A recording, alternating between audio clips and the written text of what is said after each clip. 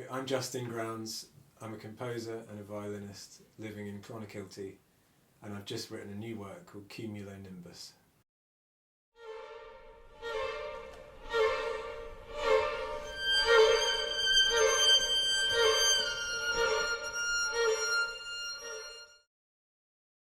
Well, East Cork Early Music Festival commissioned me to compose a piece that was a contemporary piece, like a modern orchestral piece, but that explored all the fun things about playing Baroque music.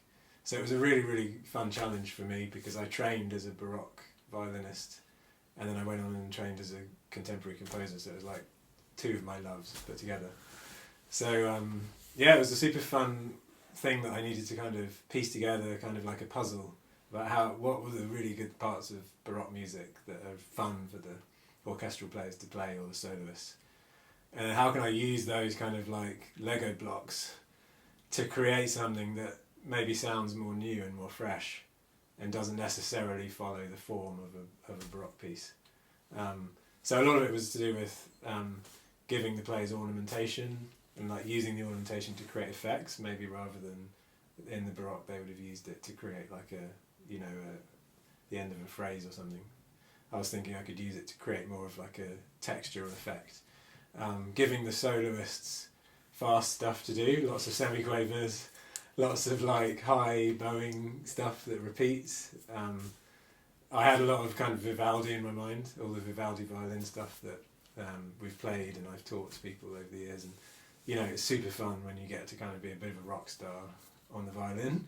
But then the other challenge as well was to kind of, you know, make it as accessible as possible to young players. So it's like, can I create simpler parts for the orchestral members so that they wouldn't have too much of a problem playing it even to, you know, grade 3 or 4 standard, grade 5 maybe, and then not to get boring, so have some really fun, complicated stuff going over the top of that, you know, that gives the music its sort of fizz and its excitingness.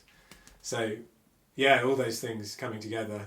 And then I was talking to a friend of mine in the car who's a cellist, who's played a lot of Baroque stuff, and I was telling her in the middle of writing this, and she said, oh, you've got to give the cellos just those lovely bass notes that they just get to, you know, stick underneath everything, and it all sounds really good when they're in there.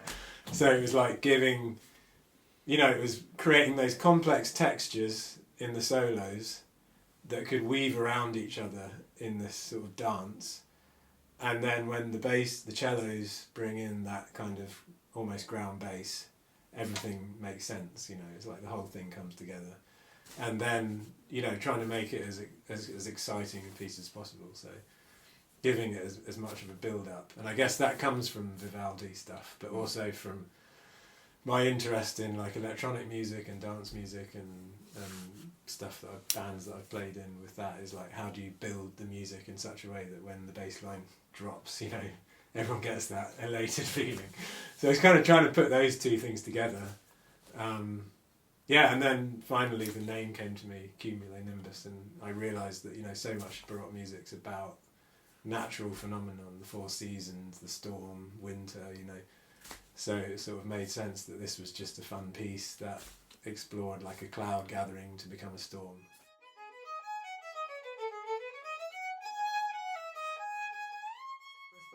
I think when I was a kid, I was learning classical violin, and then I went and did specially Baroque violin. At the same time, I had bought an electric guitar, and I was playing in rock bands and playing in trad sessions, and you know, and explore it like.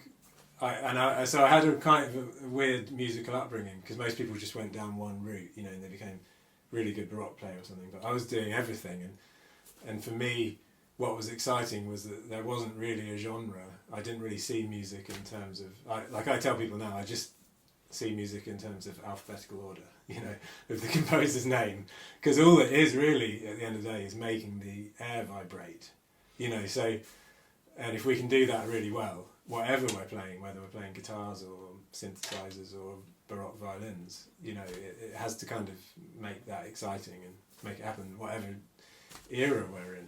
And I think probably for the composers of the Baroque it was the same thing, you know, they wanted to be excited about music and inspired. Yeah, so for me, when I was playing Bach, you know, in orchestras and stuff, I felt as excited as when I was playing in bands, and it was like that, you know, just that excitement of hearing the basses kick in and being surrounded by the other players and being in the midst of this amazing energy that can come out. I mean, even to this day, it's the best thing that you can do.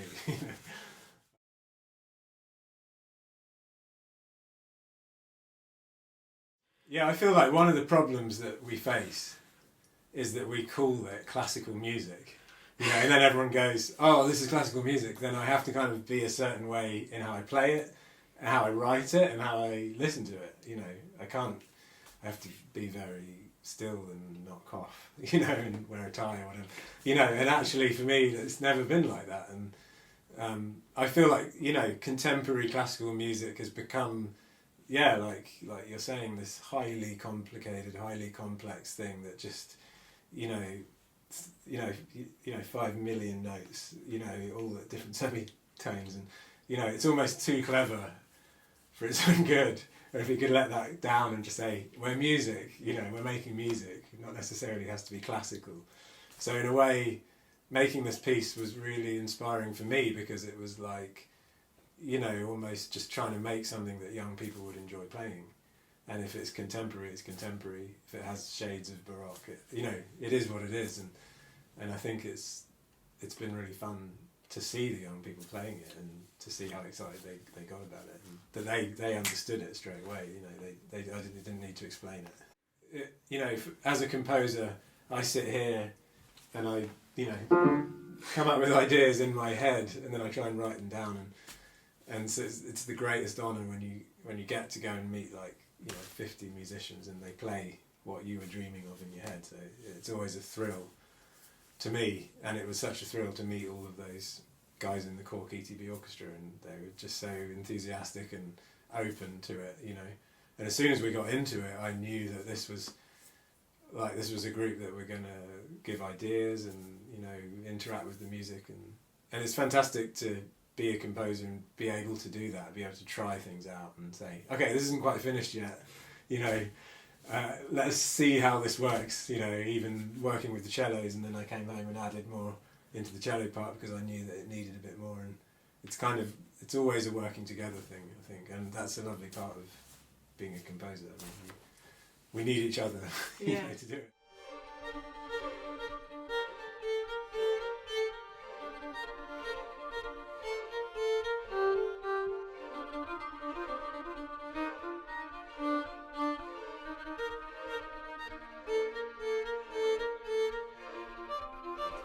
There's always a point in every project where you sit down and go, okay, it's like a blank canvas, you know. When you rung me and gave me the challenge, you know, it was like, the more I've done of it, the more I've got comfortable with that unknowingness of it, you know.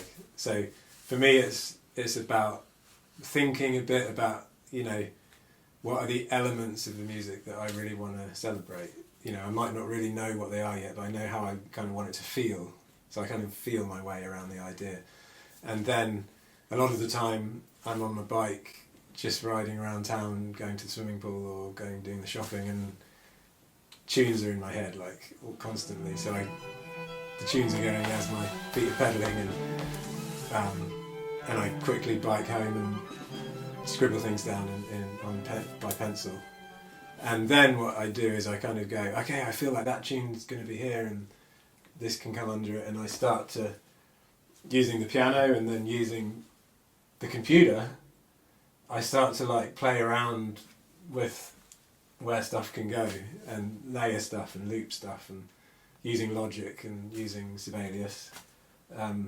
You can then, the beauty now is you've got all the samples of the instruments, so you can hear how it would sound, and you can start to piece it together like a jigsaw on the screen and listen and move things around, you know, ideas around, and kind of piece a piece together, and then finally I can spit that out as a MIDI file into the score writing program, send everyone their part, and then we can start playing it physically. And then physically, then, as I was saying before, you have to make changes, because what's in your head and what's coming out of the speakers is different from when you've got 50 instruments and players in a room. So But this one, yeah, it came together super quick, and yeah, it was fun.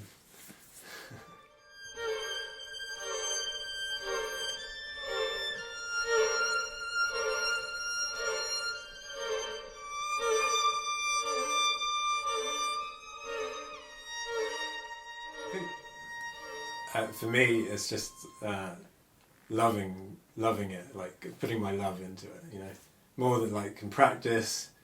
You know, playing Bach every day, practicing where the fingers go, the bowings, or when I'm composing, there's so much technology and that you can use to your advantage, and trying to work out what would sound good. And at the end of the day, like I come back always to, I want to create something out of love, like, you know, almost like like a person, you know.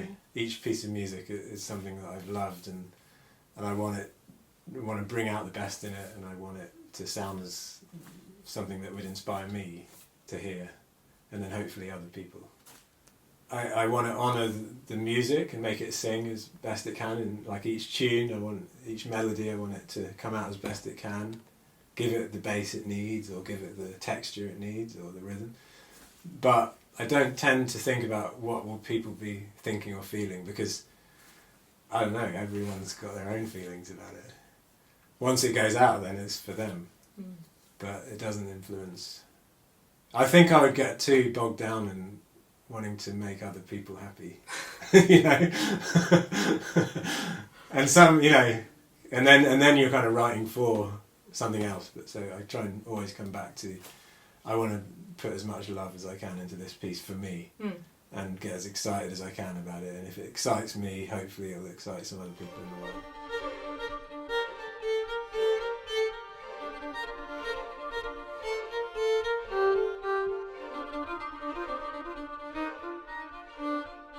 And it takes courage, you know. And I've had some premieres of my work where I've been playing in it, and I've been looking at the audience and thinking to myself, everybody hates this. I just can't wait for this to finish so I can go home. But I'm loving hearing this because this was my piece.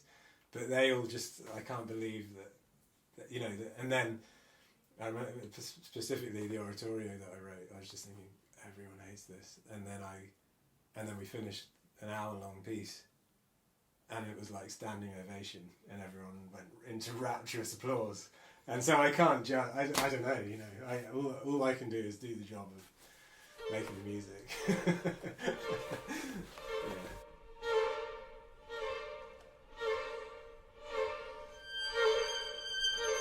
I'd just say thanks a mil to East Cork Early Music Festival for commissioning it, and for all the young players who are performing with us. And it's just such an honour to work with you all.